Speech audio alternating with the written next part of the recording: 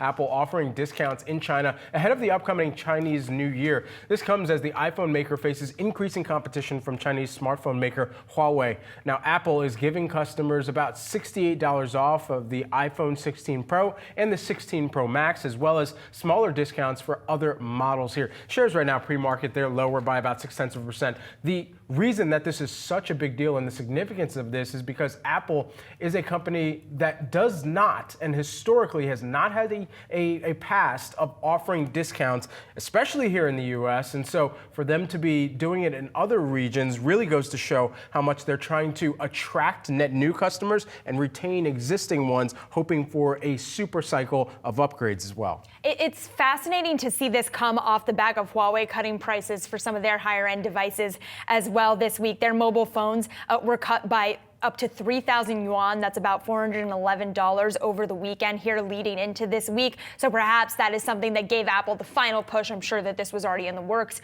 prior to that, but those Huawei devices are still cheaper than the Apple mobile phones, the iPhone.